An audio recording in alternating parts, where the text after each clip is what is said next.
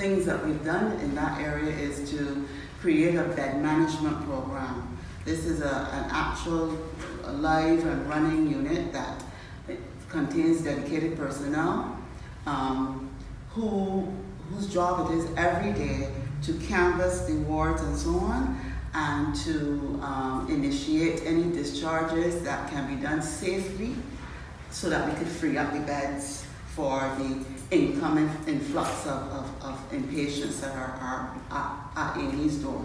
That's what we have done so far to try to reduce the amount of exit block that we have in A&E. But as Dr. and community, right.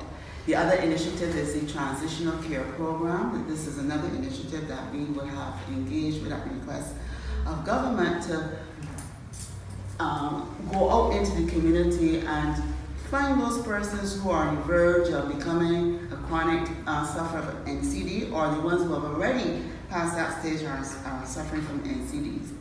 And what that program is designed to do is to meet the person in the community, make sure that they are adhering to their medical protocols, make sure that they're getting the right medication, that they're taking their medication properly, they're eating properly, and in that respect, we start to slow down that cycle of that revolving door of uncontrolled, non-communicable diseases, finding their way back into the hospital system and burden. There's no single solution to that. As you can imagine, the hospital is pretty much a chain of events from admission, visits, and the service as emergency, right through treatment on the wards and discharge. And although if we have a bottleneck at the discharge, where persons like the same cardiac patients are returning over and over again, diabetics, hypertensive, people with chronic disease are returning over and over again, and the beds are being clogged, and we can't get those patients out. What will naturally happen is that we have more burden of disease, the NCDs and everything else coming through one end, without getting the other end. Naturally, we're going to have a backlog somewhere.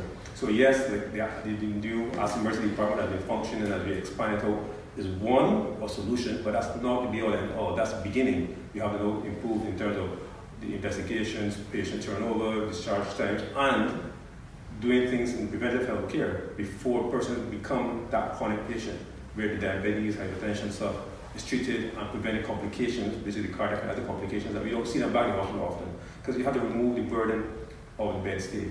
Unless we get that bed stay and those average bed days done well, it's through more efficient processes, as well as limiting the ill patients that we turn up in the hospital on a frequent basis and not coming in the first place.